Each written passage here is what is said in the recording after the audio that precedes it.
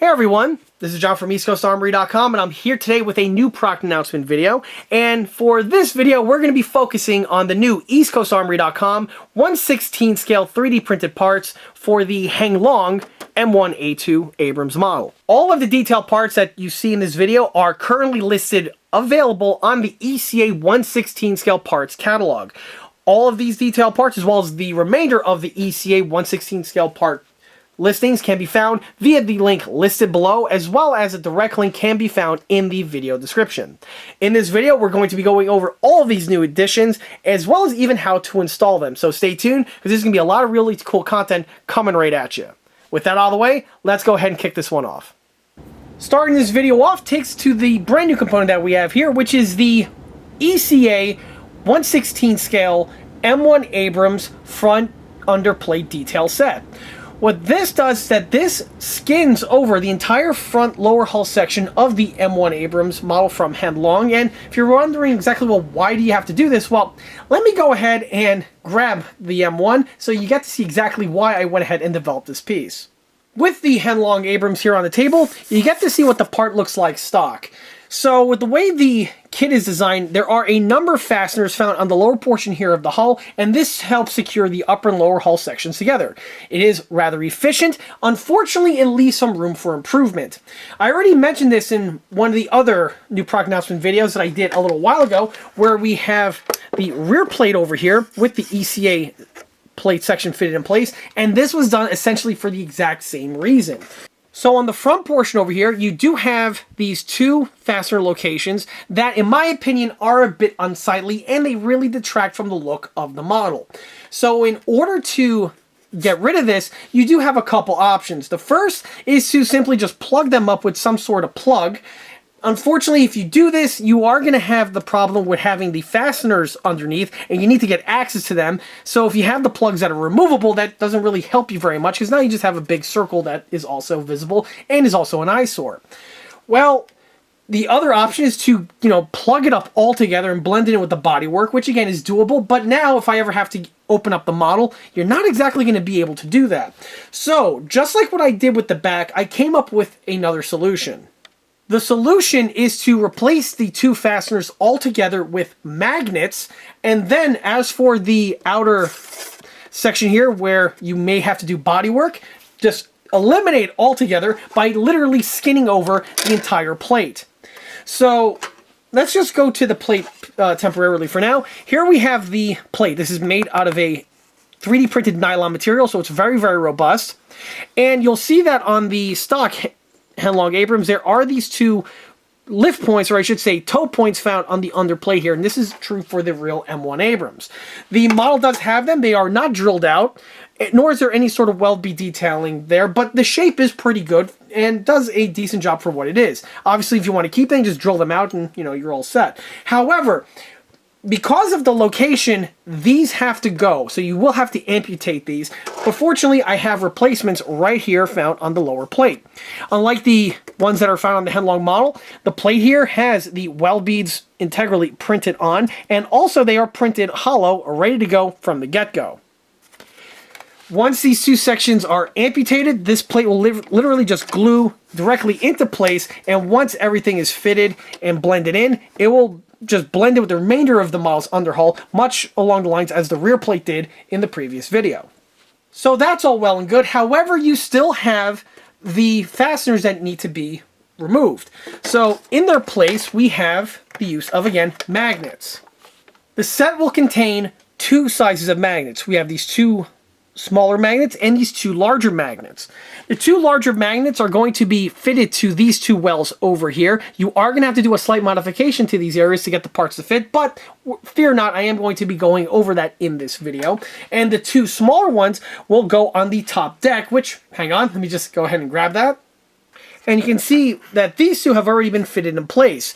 These just fit into the small little hole that's present left over from where the screw used to be remaining. As for installing these in place, if anything, you may have to just widen the hole slightly with a Dremel with a router bit, and then the magnet literally just gets glued in place, and once it's a nice, tight, firm assembly, you're not going to have to worry about the piece popping off on you. So to mount on the lower plate, the first thing I'm going to do is to amputate these two sections here, and this is going to be done with a Dremel with a high-speed removal bit. This is the best tool because it removes the unwanted material, but it doesn't cause too much collateral damage where it can potentially gouge out a portion of the material on the bottom plate, which is something that you don't really want. And that's generally something that can happen if you use like a cutoff disc. It can still be done, but you have to be a little bit more careful with it. So let me just go ahead and start with the removal process.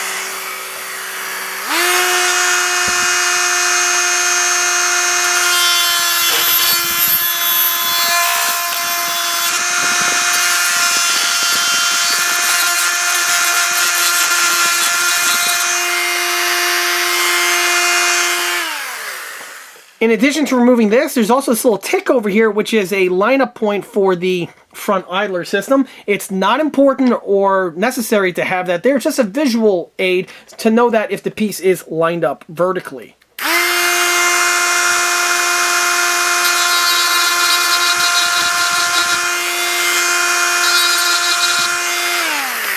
And it polishes away.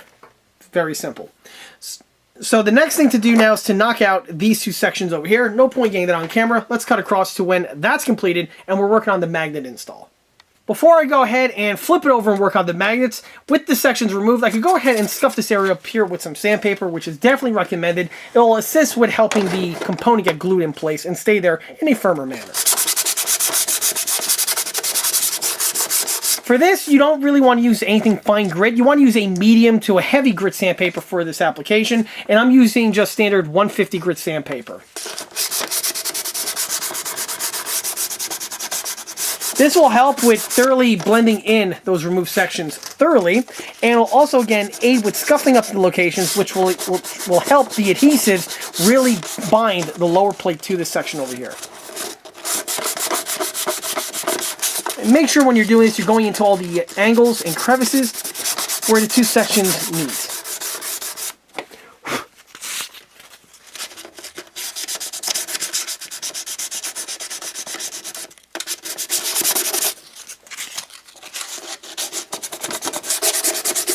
In not a whole lot of time, the unit is going to be ready for the next step.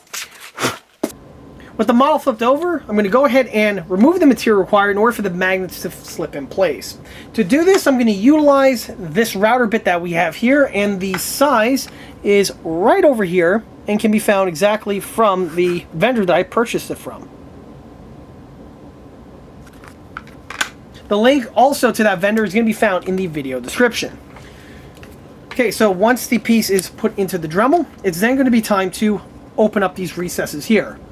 You want to be very careful with the removal of the material. You don't want to open up too much, because if you do, the magnet's just going to slide in. You want to have just enough so that it's a nice snug fit, so that once the magnet is pressed in place, you just add a bunch of adhesive to it, and it's going to keep it there solid as a rock.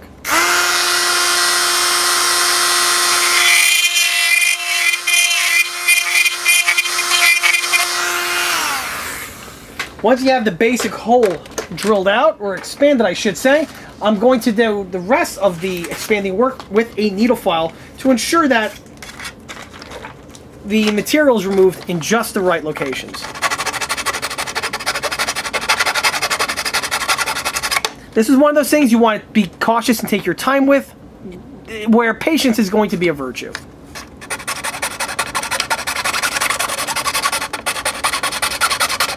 As for the needle files, this set here I picked up from Harbor Freight a few years ago. It's been holding up like a champ. But if you're interested in a set like this, I also have an Amazon link listed in the video description.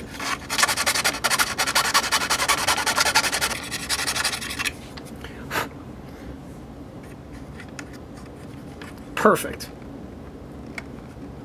The magnet needs to be just slightly below the surface, much along the way you see it over here, because with the way the kit is designed, you have that stem and it just interlocks in this section over here. So if you make the magnet flush, the deck is actually going to stick up. Needless to say, that is definitely not doing you any favors. So what I'm going to do is I'm actually going to test fit the upper onto the lower, as I already have the magnets fit in place on this guy over here. And hopefully the magnet's on the right way and they don't repel each other. That would be really anticlimactic. So you know what I'm going to do? I'm going to go ahead and plunk out the magnet. and make sure that it's the correct orientation. Okay, now I know which side's up, and I could install it in place. Just press fit it where it needs to go. Alright, I'm going to drop the upper on top of it.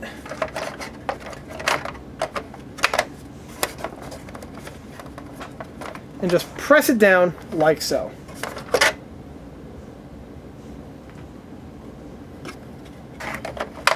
Seems like it pushed down a little too much. Let's see. I'm just going to push down on the bottom.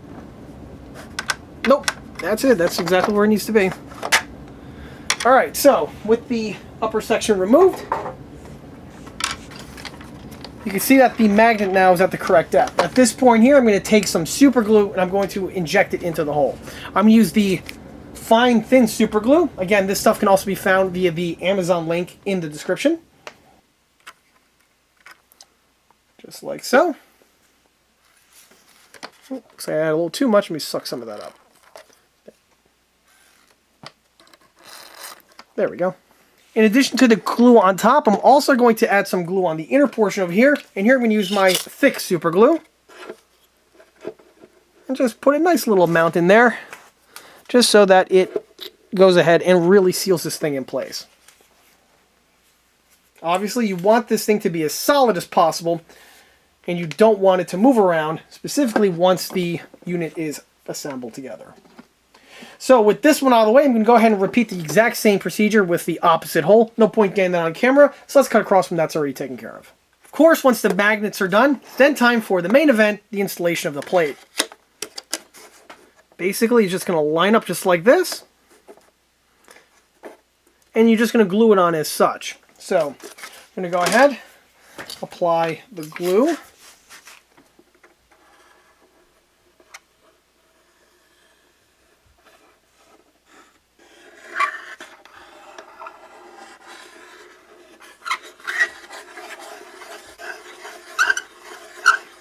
You may want to use a decent amount on this over here. There are no plugs or anything else. It's just flat plate on flat plate.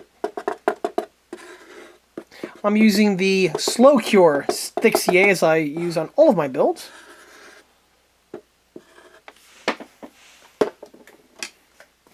And we're just going to line up accordingly.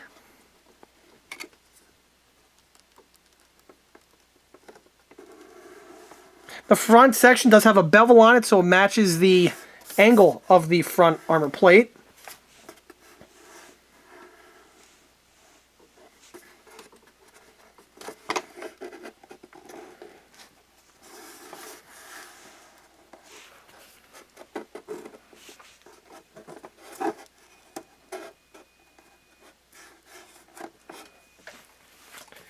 Then once it's jigged in place and the glue starts getting a grip, the installation is complete.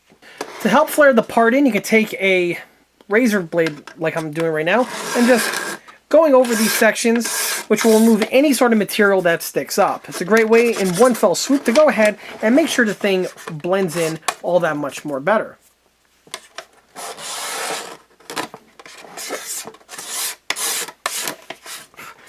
After the install, I could see that the set can use a slight bit of improvement with some of the dimensions. I see a little gap in this section over here, as well as over here and here. That's something I'm definitely going to address on the production units. This, of course, being the very first unit I've ever had printed out. So, you know, that's just research and development. But rest assured, that's definitely going to be taken care of on the production units, of course. Even though you can see exactly how much better it looks with the unit now fitted in place. You don't have to do the excessive body work required to plug those holes up and constantly polish them down. You may have to do a little bit of red putty just on these sections over here, just a little smear, and everything should just blend right in. But it's a lot easier to do body work on these sections than it is to try to remove those two cavernous holes that were found on the front molded in tooling. And here's the plate completed. Since the previous scene, I add a little smear of red glazing and spot putty in this section over here. Once the putty dried, I simply just polish it down with some sandpaper, leaving for the end results that you see here. From this point, I could go ahead and add the coat of primer and base coat to the bottom portion of the hull, and everything should be absolutely seamless.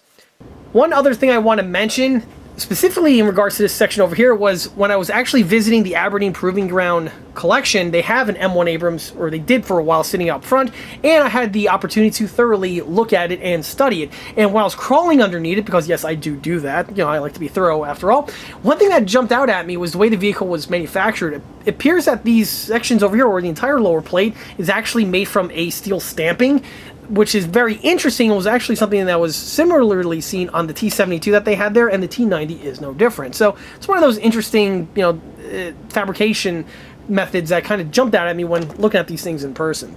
Regardless, with the seam work done over here, the unit just blends in absolutely seamlessly. Plug these two sections up and forego this entire installation of this front plate? And the answer is yeah, you could actually do that. It's not a problem, but it's much easier and faster to go with this route than it is with the other route, because the other route, I could speak from personal experience, takes a bit longer because you actually have to plug those two holes up either with some kind of foreign object or with some kind of an epoxy or a body filler, preferably one that doesn't melt plastic, and then you have to wait for that to set, and then you have to go ahead and add the top coat of the red putty, blend, sanding and polishing over and over and over again, making sure those two stupid little sections are thoroughly filled in and there's no surprises that jump out at you after the thing gets primed. Is it doable? Absolutely, I've done it myself, but in my opinion, from someone that has done it a bunch of times, it's quicker just to drop a plate in place, add a little smear of red putty, polish it down, and call it a day. Also, with this one here, you also have the added benefit of having the lift hooks over here pre-drilled out and also pre-welded. It's a nice little, you know, bonus as opposed to doing and scratch building all the other stuff on your own. Carrying along takes us to the next new item, and this item here is not just a new item, but it's one that retires an older catalog item that's been on the catalog now for many years, and at this point now has been set aside and put out to pasture. That set was the ECA M1 Abrams, or I should say the ECA Heng Long M1 Abrams bow driver's hatch periscope insert set. That one was basically the exact same set that we have here, but the difference was the materials. That one was utilizing clear or translucent cast resin, while the new replacement is done out of HD translucent 3D printed materials. The reason why I went ahead and designed this set here was that the old cast resin set was utilizing molds that were completely worn out and they were insufficient at producing a quality part, so the molds were retired. And also, like I mentioned in the hubcap video, I am moving away from clear cast resin components. They're always a pain to cast and they were just a big headache, so I'm no longer going to be creating any components out of that material henceforth. All of the items that were once made in that material have been retired, and I am replacing them with other options, either in 3D print or utilizing some other material. For the bow inserts, this is the set that we have here. What's unique about the set is that it doesn't give you just one periscope, but it gives you two. So with one set, you can equip two M1 Abrams from Heng Long. The piece is specifically designed for the Heng Long model, much along the lines as the original one, and it's intended to be a drop-in installation. Also, unlike the Legacy version, this one here does have much better surface detailing compared to the other counterpart. So let's go ahead and look at one of these units. So here you can see what the unit looks like. As you can see, it is a single plate that has all of the periscopes on them, and the periscopes do have their detailing present. This would include the prism detailing, the housing detailing, and what's really cool is that for the one on the front here, it actually has the little wipers that are found on the real unit. These are integrally printed as one section and will give some excellent detailing once this unit is fit in place. As the video goes on, I am going to show the painting techniques as well as also some other techniques to apply to the lenses to make them look a bit more clear compared to the translucent nature that we have of the printed material. Once the glue is applied to the appropriate locations, the insert just drops directly in, much along the lines as the old school cast resin one did previously. And once installed, you really get to see just how it fleshes out and completes this area of the model. This unit here is going to be mounted, of course, however, it's going to be done later on during this model's construction, and this is something that I generally add at the very tail end after the paintwork is all concluded, for reasons that should be fairly obvious. It's much easier to paint everything and then mount these in after the paintwork as opposed to trying to mask them up, but that's just the way I like to build these things. Your results may vary. Brings us to a set of components that I actually wanted to mention and install in the previous M1 new product announcement video, but at that time they were still in research and development, and I had to make some tweaks to them, so sadly they were not ready at that time. But after the revisions were made and the pieces were redesigned, here we have the production units in hand right now, found here on the table, and I'm really excited to mention these. The components that you see here are the new ECA 3D printed 1/16 scale M1 Abrams family under hull detail component set. The set that you see here is actually a revision, and it retires an older set that was on the ECA catalog for over 10 years now. That older set was made out of components made out of cast resin, and the new sets now are all 3D printed. If anyone have ever watched my other M1A2 model showcase video that I did over 10 years ago now, you'll know exactly what I'm talking about, because I went ahead and developed these same parts all the way back then. The only difference, like I stated before, is that those parts were made out of cast resin, while these ones here are 3D print, and I specifically wanted to redesign them because I feel that the 3D printed components are a much better usage of material compared to the cast resin counterparts. So let's go ahead and dig in on what the set actually contains here. And one of the reasons why I went ahead and designed these sets all those years ago was because of all of the Heng Long M1 Abrams' attributes. One of the areas where it's actually severely lacking is the side detailing. With the side skirts in place, admittedly, it's not really that important. However, if you're a purist out there and you just want to squeeze as much detailing out of the vehicle as possible, these details here are going to be necessary. On the side portion of the M1 Abrams, there's a plethora of details, from bump stops to side skirt mounts, and all these details are omitted on the Heng Long example. If I'm not mistaken, I also believe they may be missing on the Tamiya counterpart as well. However, I've yet to work on a Tamiya one, so you can't really quote me on that. Regardless, the set that we have here is intended to give this missing detailing to the model, really spicing it up. Getting a little off track, let's get back to the parts we have here. So starting from the left and working our way to the right brings us to this little section that we have here. Generally, these parts should be on a sprue. In fact, I have the sprue right over here. However, during shipping, they simply snapped off. No biggie, you need to remove them anyway. The components, by the way, are all made out of the white nylon material, and this was done, again, strategically on purpose because of the location. With this model being radio controlled, the propensity of crap getting drug up into the track area and causing damage to details is one that is quite high. So for these ones here, I went with the white nylon because they are much more robust compared to the cast resin parts that these pieces are replacing. Getting a little off track, let's get back to the parts we have here. So here we have the bump stops. The bump stops are in two different styles on the M1 Abrams. We have these ones here, which are bolted to the side of the vehicle, and they are basically self-contained on this bracket, and we have the two, or I should say the four, mounting bolt, hex bolt fastener details present on the piece. Note it has the rigidity inset as well as the other details that would be present, including the geometric shape here found on the stop itself. All of the bump stops have stems on them, and this is intended so you could drill a hole into the side of the tank, and then you could secure it with the use of adhesives, and this is a much stronger bond compared to just gluing the part on flat, which can potentially just easily get knocked off when the model is in operation. There are two of these units, one for each side of the vehicle. The other units are found on these areas over here, and these ones here are basically the same geometry as the other bump stop. However, the difference is how they're mounted. Instead of being bolted on like the other units, these ones are welded on, and you can see that the weld beads are integrally printed on from the get-go, and no sculpting is needed to be done by the builder. Just like with the other unit, like I said before, these are a peg type installation, again giving you the maximum amount of strength. Unlike the other one where there's two, this one here, there's a cluster of four, so there's two per each side. Moving our way takes us to the other mounts, and these ones here are for mounting, or I should say the supports and mounts for the side skirts. Of course, the M1 Abrams is known to have its side skirts on the side portions, and in order to help secure them and mount them in place, there are quite a few of internal struts that are found. These are the struts that are found towards the middle of the vehicle, and on the M1, these are these distinctive brackets that are actually bolted to the side of the vehicle, and note the shape that we have on them.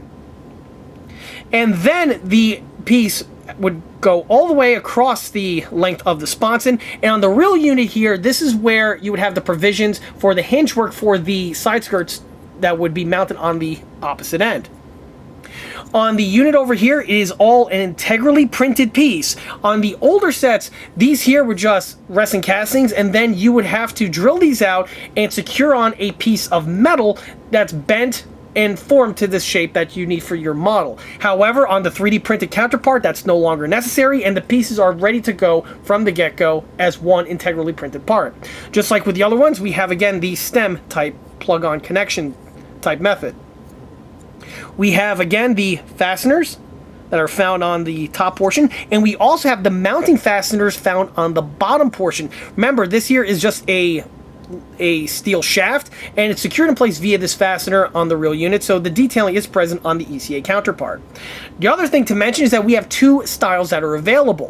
One is consisting of a straight shaft of steel, while this one here has this distinctive little bend in it. And both of these units are used on the side of the vehicle, and when the model, or I should say when these get fitted to the vehicle, you'll see exactly the orientation that they get mounted on. The final runner is the one that we have here. This consists of the last two side skirt mounts as well as two other mounting bosses. The two side skirt mounts are intended for use on the very front hinge section on the vehicle, and on the real unit this would have a little latch on it, and this is what would secure the front tin work in place, preventing it from hinging open. The unit's very distinctive in its overall shape. Note it has this I-beam type geometry to it for maximum strength. We have here this thicker slab of steel, or would be steel on the real unit, for extra rigidity. Hopefully it comes in on focus. We also have here the weld. So there's weld beads here on the top, the bottom. Not to mention, these weld beads are also found on the mounting boss, which on the real vehicle would be welded to the side of the vehicle. Then this whole unit here would be bolted to said mounting boss via the 4 fasteners. All these details are present. In addition to the welds found on this section, the welds are also found on this I-beam section that would be welded to the mounting plate, and then that would be affixed to the tank. Again, all of the welds are present on the piece from the get-go. For the last two square bosses that we have here, these are actually not for the side skirts. In fact, these are they are an appendix from a certain bit of detailing that was designed or intended for use on the M1, but never really was fitted on in practice. On the M1 Abrams, near the rear sprocket area, there's this mounting boss that we see present. However, when the vehicle was being designed, I believe there's supposed to be some sort of a mud skirt or some kind of a bracket, kind of like what we see on the KV1, or also on vehicles like the Porsche VK series used in World War II, where there's a bracket that would go ahead and prevent mud from building up on the sprockets. I believe a few units were actually produced and may still be around on some very early production versions of the Abrams. However, generally it wasn't something that was actually fitted, and it was never really fully fleshed out. However, the mounting bosses are still present on all of the M1 Abrams hulls that are in existence today. The ECA set gives you these detail components. What we have here is the boss with the correct geometry, the weld beads, and we also have the 4 mounting fasteners, even though nothing is there, but the holes are plugged up with fasteners on the real units that I was using as reference. Jumping forward a little bit, here we have the lower hull details now fitted in place, and as you can clearly see, it really does flesh out the model and gives it some detailing that was definitely absent originally. In the next couple scenes, I am going to walk you through with the actual installation how this is done, but before I do, we can at least appreciate what we have going on here at this time. The installation was pretty much straightforward. One thing about the sets is that the end sections are perfectly sized so that they do not inhibit at all the side skirts when you drop the tank, or I should say the upper in place. To simulate this, let me just go ahead and show you right here and now. As you can see, the upper was just dropped right on without any sort of blockages or anything along those lines. And if I go ahead and pick the tank up, you can see how everything lines up appropriately.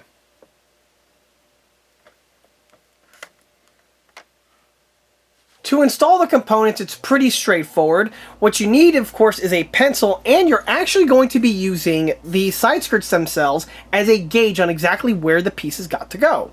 As we recall, the purpose of these units here are to simulate the inner braces of all the various hinging equipment that are found on the tin work, so no other best way to do it than to just use the molded in sections of said tin work to mark the basic locations where the pieces are fitted.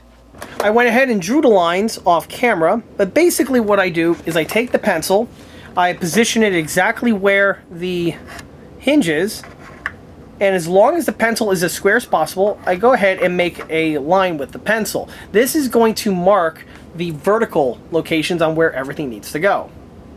As for the horizontals, that can also be done, of course, with a pencil, where basically you start with this guy over here, and essentially this guy is going to be on the same plane with the other ones.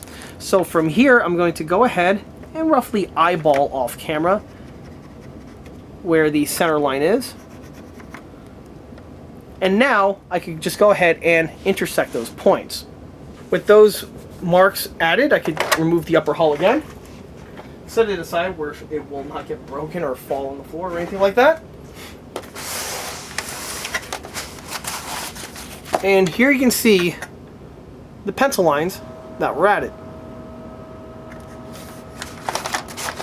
Before I go ahead and add the fender supports, I'm actually going to add the bump stops first. Here you can see the bump stops here and the general locations where they get fitted. And I'm going to go ahead and start with the first one right over here. The first one's pretty simple. You're going to simply line this fella up right here in this groove where the front suspension would swing. You want to position it where it's just slightly over the end portion of the wheel, like this here, so the wheel still has full motion and will not just bump into this unit here, potentially causing damage or inhibiting the actual movement of the suspension itself. This is the same trick, by the way, that you're basically going to do to the other units that are found on the vehicle, like this one that we have right over here,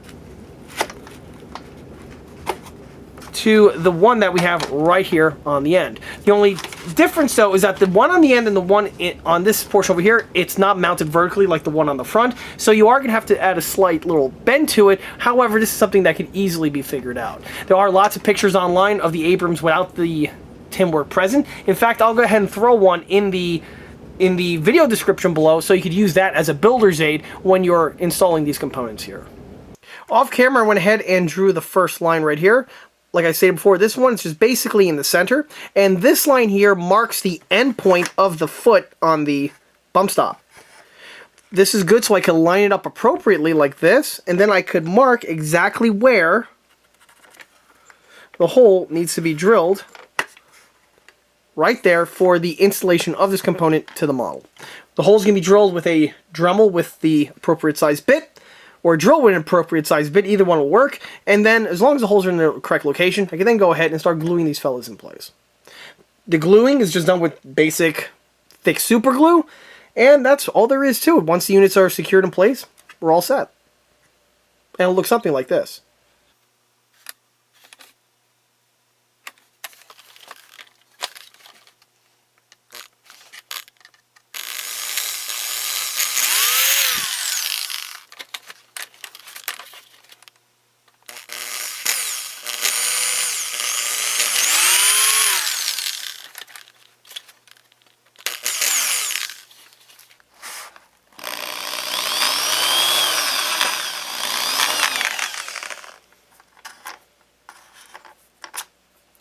So the drill does pretty short work of the drilling, as one would imagine. The one thing I do want to mention, however, is with the ones that are in this location over here. You'll see that on the inside of the tank, this is where we have the columns that are used to bolt the model in place. Now, these are really important because, as I mentioned before, this one here, the two front and the two rear are magnet converted, so the four in the center are going to be needed for the fasteners. The drilling can be done. As you can see, the column does not make contact with the side of the hull, so when you're drilling, it's going to pop out just in this little cavity over here, which is perfect. The only thing you want to bear in mind is that when you're drilling, you don't want to put too much force into the drilling, because you could drill through this column over here. If you do, Don't worry, it's okay. It's not like you could break the unit off, but when you're installing the components, you want to make sure that the stems are slightly shorter on this side compared to the ones on the opposite. Case in point, here you can see the inside. You can see all the stems from the printed parts that were fitted. However, the one over here, the stem is much shorter, so it doesn't butt up against this unit here. That is definitely something you want to be aware of. From here, once the holes are drilled, I can go ahead and just glue the pieces in place. And then, let's cut across to where I'm doing the marking now for the side skirt mounts. With the glues fully set, I also went ahead and marked the locations for the front fender mount, as well as also for the square mounting lug found in the rear. What I went ahead and did was I carefully took some measurements from the one on the opposite side, so I could go ahead and give you the measurements that I'm going to use for this installation. As I mentioned before, the vertical installation is on par with this line that we have right over here, so this location is where we need to be. And to get that, use the technique that I showed before. However, for exactly where the holes got to be drilled, well, I went ahead and took some measurements here with my caliper. So right over here, I'll go ahead and tell you that it is 14.9 millimeters from the top portion here of the armor plate to the point where you need to drill, to the center portion actually where you need to drill. Actually, it's off by a little bit. It moved when I took it off the armor. 15 flat. So 15.1, regardless, that's the height where the hole needs to be drilled right there. As you see, I drew that. This top line over here, that's just the top portion of the unit itself, and that is 8.5 millimeters from the top portion of the armor to the top portion here of the welds. For the unit on the back, I'm going to need that, hang on. All right. So for the unit on the back, what you have to use as a gauge is actually the final drive detailing itself. On the final drive, it has some details of fasteners integrally molded on, and one of these is absolutely crucial for alignment. With the way the piece is laid out, there are basically 4 fasteners that are 2 on the top, or I should say 1 center on the top, 1 center on the bottom, and the other 2 are centered on each side. The ones that are relevant are the ones that are centered on the left and right hand side, specifically the one here on the right hand side. So that is going to be the center line on where we're going to make our line with the pencil. If we look here on the one on the reverse side, you can see that the center line point marks exactly where the bottom portion of this plate is going to sit. So with the lateral figured out, or I should say the horizontal section figured out, now it's time to figure out the lateral. 15.9 millimeters. So 15.9 millimeters from this portion here of the final drive, and I'm measuring off of the section right here where the final drive is, the circle. So from the outer circle to the point where you have to drill out is going to be roughly about 16 millimeters. So 15.9, 16 flat, around there. Either way, should give you the approximate location. So from here, I'm going to go ahead, drill these sections out, and then continue with the remainder of the component installation. To install the side skirt mounts, you are going to have to do a little bit of hand fitting to the tank itself. So this one here has been completed, but has not yet been glued on. So you can see that the hole was drilled, and then with a Dremel with a high-speed removal bit here, I needed to remove some material that was molded in. Some of that would include some of the sidewall detailing, as well as also a small portion here of the cylindrical section found on the roller mount itself. The amount of material, it's not something that can cause concern. It's not like you're going to weaken the component. And it's enough just so that the part can fit in place, as you can see. And then once the parts fit in, you can go ahead and secure the part fully. Otherwise, it's either going to be at the wrong height, or you're going to risk hitting the component with the swing arm when the thing actuates. Also, for just the one here on the front, I did have to snip away that small little fastener detailing found on the bottom here of the 3D printed part. Something easily done, clean cut snip, clip, and then you're ready to roll. With that out of the way, I can go ahead and add the glue and get this one fitted in place.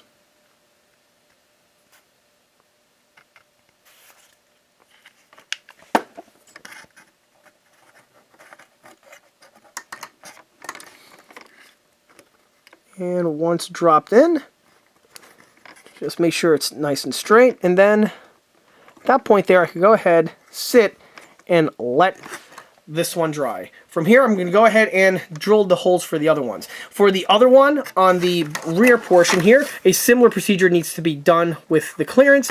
And for the one in the center here, it's going to be much easier because there's nothing up here that's going to be causing any concern.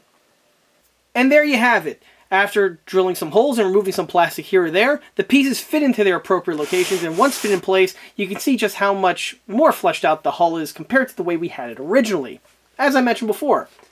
The one thing I do want to mention, though, involves this fella here, and one thing that's really important, if not as crucial, is the alignment for a multitude of reasons. One, so that you get the piece at the right height, but the second is because of the precarious location that we have here. With the way the M1 is, this is where the track is going to go. And remember, this is a radio control tank, so clearance here is going to be paramount. When I'm fitting this component, or I should say when I fit the component on the other side, I made sure that the track cleared this component very well. And if the thing is installed properly, you should have just enough clearance where the part will clear and it will not bind or make any sort of contact with the track. In fact, let me go ahead, throw the tracks back onto the tank so you get to see exactly what I'm referring to. With the track back fitted in place, you get to see what I was referring to, specifically with this fellow right over here.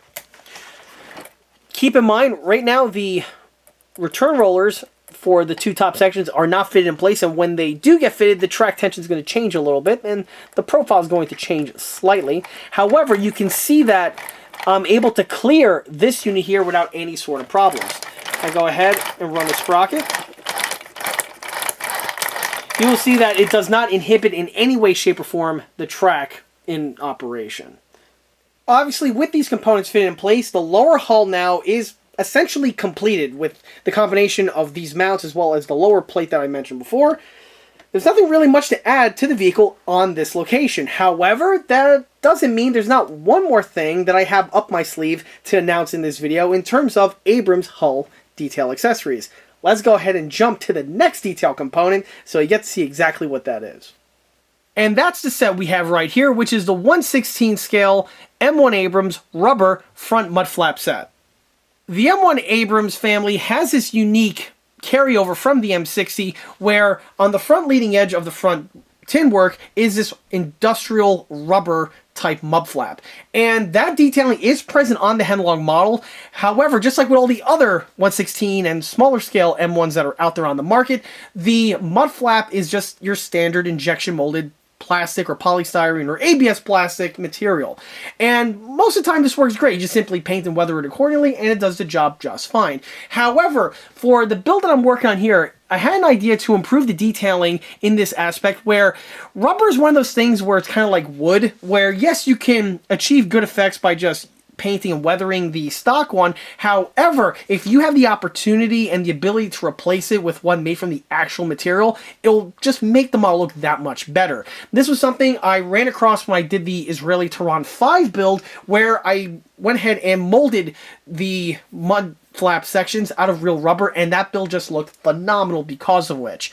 And on this one here, I decided to do the same thing. So here we have the two pieces. The set obviously comes with a set of two, so you can upgrade your M1. And the components are made out of cast rubber. However, the masters that were used to make these were produced from HD 3D printed resin components.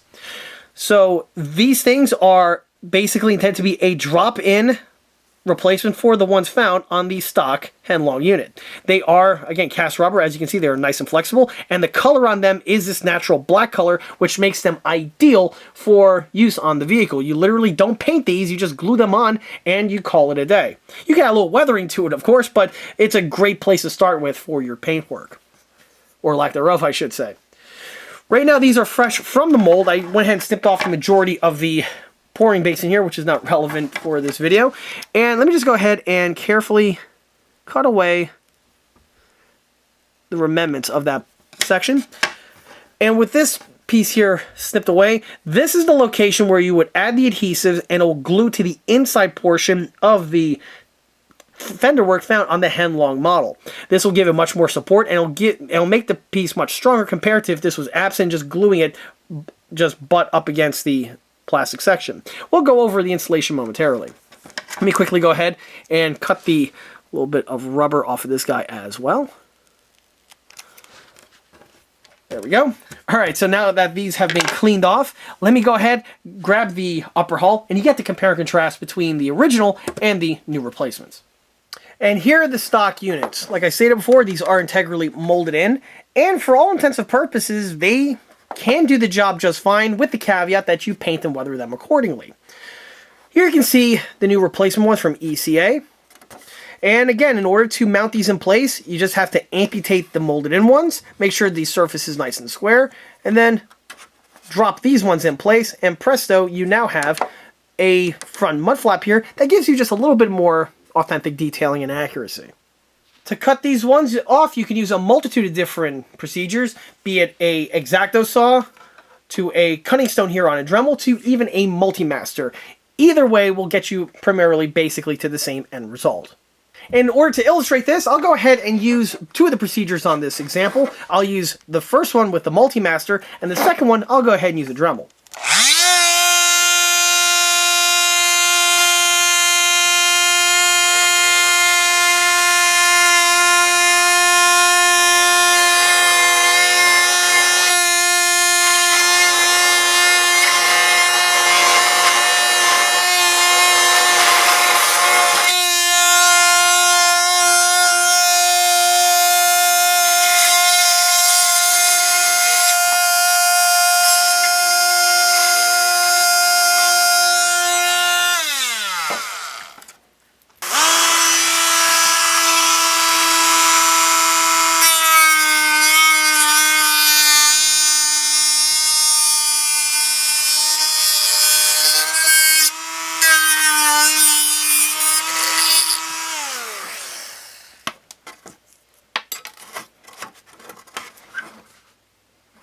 To square off the edges, this can be easily done with a file and or some sandpaper. Once that's been taken care of, you're then ready for the installation. With the surfaces cleaned off, you then go ahead and mount on the tin, or I should say the mud flap. The sets are left and right hand specific, as you can see. The difference being exactly on which side the one corner piece bends down on. Here we have the version for the left hand side, and in order to install, when the time does come, you add a drop of glue in this section over here, and you just stick it right over here, and then once the glue's set, you can see that the installation is completed. For the adhesives, you can roll with standard super glue, or what I would recommend is rolling with the type of super glue that's used for RC rubber car tires, the ones that are used to bond the tire to the rim. That should be a material that would probably be best for this type of application, since it's very similar in nature in terms of the materials. But regardless, once the piece is fitted in place, you can really see exactly just how much more authenticity it gives the model. Same thing with the one on the opposite side. If I roll this guy over, plug this guy on, and presto. At this time, I'm not going to be securing these to the model because these are the type of things that I secure to the model at the very tail end of the build, after the other revisions and the paintwork is out of the way and the model's just about completed. At that point there, that's when it's time to secure on the rubber sections, and thus we'll be able to complete the look. But of course, more information on that is to roll in the actual model showcase video for this particular project here. Another new accessory that I'm releasing to the ECA 116 catalog is this set that we have here. We're now moving our way up into the turret of this vehicle, and what we have here are the M1 Abrams shutter details. On the M1 Abrams, it's very distinctive having that big box structure over the gunner's optic, and the vehicle does have this detailing integrally molded in. However, the shutters on these areas here are very plain and rather simplistic. Well, what this set does is this is a drop-in set that's intended to spice up the detailing on that component. The shutters are rendered in the closed position. By the way, they are HD 3D print. As a quick side note, and the units are basically intended to face the ones that are integrally molded on. So you don't have to do any sort of cutting or grinding or anything along those lines. You simply snip these ones off and glue them to the face of the Heng Long version. The components are fully detailed with all the appropriate detailing, being the hinge sections that we have here with the fasteners integrally molded on. We even have the little micro spring detailing right there on either side. And we have the geometry here of the shutter where it has this bar present on one of the pieces, and you can hopefully see how it's actually two parts with the way I rendered it out, but regardless, all of the detailing are present on this part over here. By the addition of this component here, this would greatly improve the accuracy and detail fidelity on the standard Heng Long unit. The set contains two sets, or I should say two units right here, so with one set you can upgrade two Heng Long M1A2 Abrams models. To compare and contrast, here we have the Heng Long unit. Note the stock shutters right here. Again, it's nice that they give you the detailing and it's okay for what it is, but it's a bit soft on the shutter area. The remainder of the box is actually pretty good, but that's a topic for another video for another day.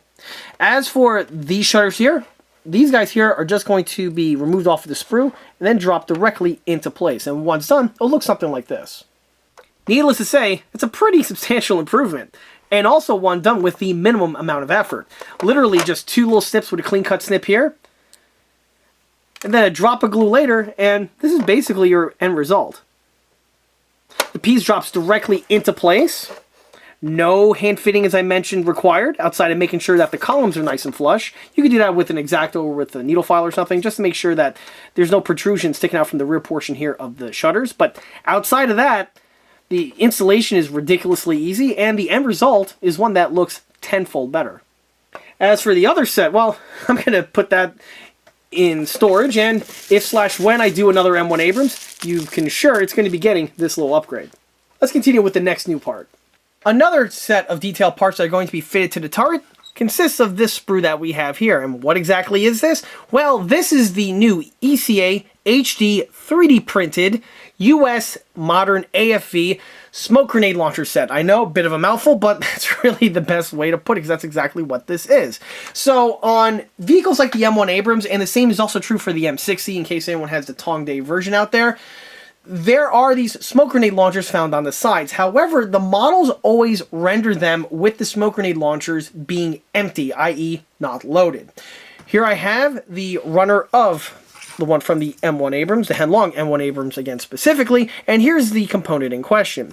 As you can see, the detailing is pretty good for what these pieces are, but again, we have the things rendered in the unloaded state.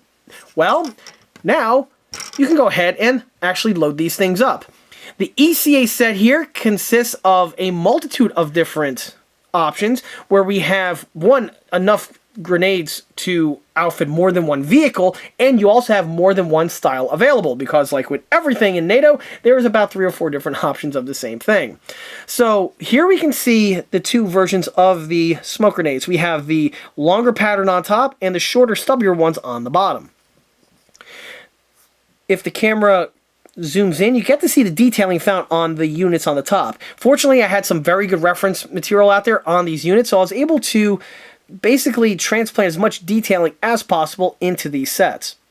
With the way these sets are designed, you notice they have a conical section on the bottom, and that is so that they could line up and pair up with the ones integrally molded into the Heng Long counterpart.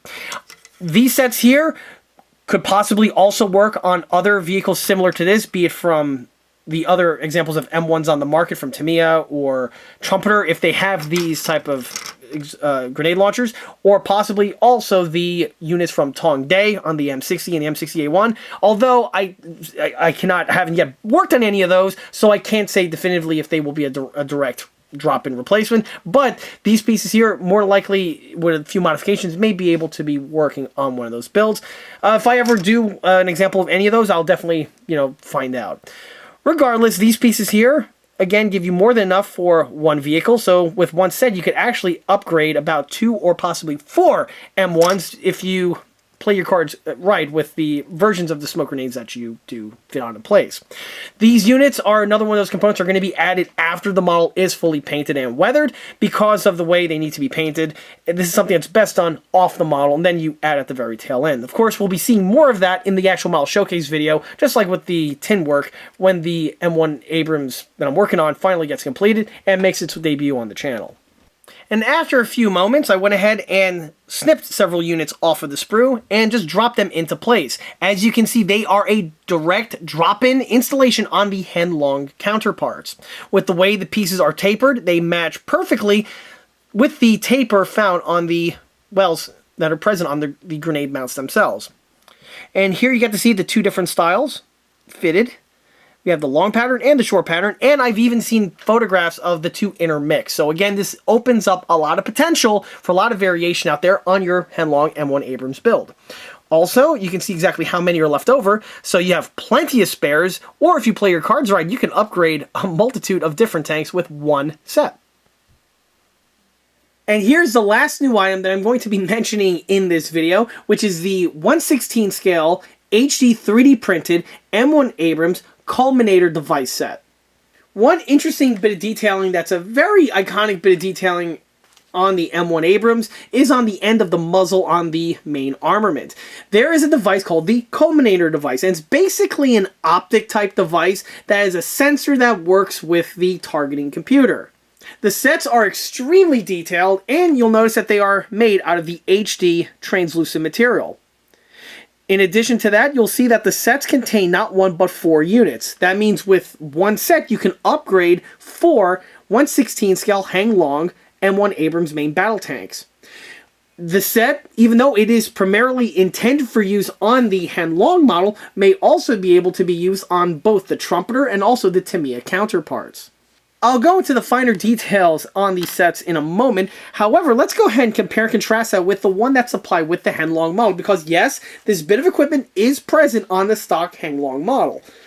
And to just see exactly what the stock one gives you, here I have this stock Heng Long 120 right here. As you can see, it's still factory fresh with its protective sleeve around it, and you can see the muzzle end section right here. On the Heng Long model, or at least on this example, the unit is not glued on in place and it's just held in place with friction. So if you just get a good grasp of it, twist, the piece will just pop right out, as you can see here. So the unit that's integrally molded into the Heng Long model gives you the basic overall rough shape and appearance of the collimator device. However, it does leave some room for improvement. The biggest area where the Heng Long one falls short is with the orientation. So if you look at the unit, it's just symmetrical straight down the center through and through. However, the real unit is actually canted to one side because it has to reference with the optical box that's found on the gunner section, or at least that's what I presume it's for. If anyone does know exactly how the system works, feel free to put that in the comment section below. It's a real interesting bit of equipment. But back to the model that we have here, the Heng Long one is dead center. Also, it's molded solid. There's no lens detailing back here, and the other bits of detailing are just extremely basic to say the least. On the ECA one, we can see that the unit is off-center and it's positioned in an angle that you see here. So if we compare it and contrast to the original one, you can see exactly what I'm referring to. Also, the ECA one, to come up with the CAD files, I had some very excellent resources of these actual units, so I was able to incorporate as much of those details as possible into the 3D printed units that we have here. On the ECA one, we will have the fasteners that are found right there on the front and the back. There are 4 total, bolting this thing in place. You will also see the bulkheads and the other bits of support details that are present on the real unit. In the center portion here, we have some, what I believe are adjustment knobs. And those bits of detailing are present and are indeed absent on the stock unit. On the face section, you can see what the stock one looks like. And if we compare that with the ECA one, it's much more detailed, with even the 4 little fasteners that are used to bolt this end cap into this section here. In fact, the whole end cap detailing is present as well. As you can see, there's a visual shift where we have the box and where the end cap gets bolted on. There are some other face details found on the section over here, although it may be a bit tricky to see in this scale and rendered out, but regardless, there is quite a bit of detailing that went into this little bit of a component. On the inner portion here, we do have the lens detailing, and this brings us to why this unit is printed in a translucent material. The idea is that you just paint around the unit over here, and you do not paint the center section. This will leave for some better, more realistic looking results, as it has a real clear plastic translucent lens feature. This is basically the same type of feature I built into several other optics that are similar to this. One would be on the M40 recoilless, and the other would also be on the M27. As for installation, well, the first thing that has to go is the stock one. In order to delete the molded in one, this can be done in a multitude of different ways, be it a file, a Dremel, a belt sander. There's more than one way to take care of this task. For me, though, I'm just going to utilize a Dremel with the high-speed removal bit that we have here. And I'll go ahead and try to get this on camera.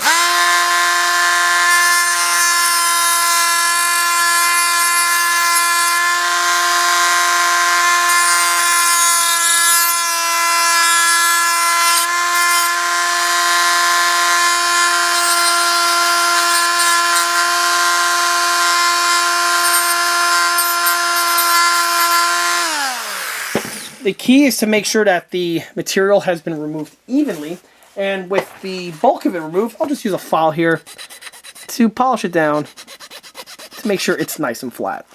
Once the material is removed, it has a nice flat surface right over here, which is perfect for mounting on the collimator. So here's one of the units snipped off of the sprue here. Clean cut snips, made short work of it, and from here I'm just going to go ahead and quickly just deburr any sort of remnants and shards that are left on the bottom, because if there's anything on the bottom over there, it's going to throw off the height and it's going to have a mounting that's less than ideal. So just a few swipes here and there, some sandpaper or a file, and at this point here, this guy's ready for installation. To do that, just some super glue is really all you need. Go ahead, put a couple drops. Actually, 4 to be specific. And just line it up on this guy here. You want to make sure you have it mounted properly. The box end would be at the muzzle end. And then the new unit just drops directly into place like so. And there we have it.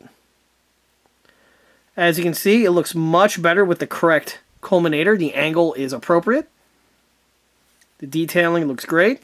And once this thing is painted and weathered, it's going to look even better. At this point here, you can just drop it. You can just drop it directly back where it needs to go. And the modification is completed. As you can see, all the new detail components that have been showcased in this video greatly improve the stock Heng Long M1 Abrams model, and it really does polish it up into something that well exceeds and takes it from its original stock offering and condition. All of said detail components, by the way, are listed, as I mentioned in the beginning of the video, on the eastcoastarmory.com 1/16 scale parts catalog page.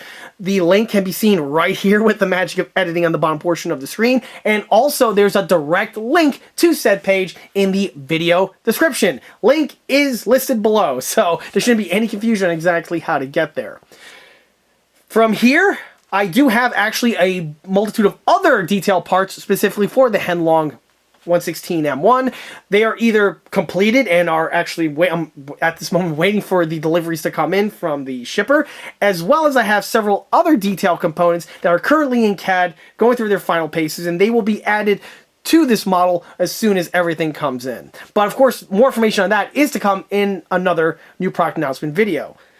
And with that, that wraps up this new product announcement video for the ECA 1/16 scale M1 Abrams detail parts that were shown here.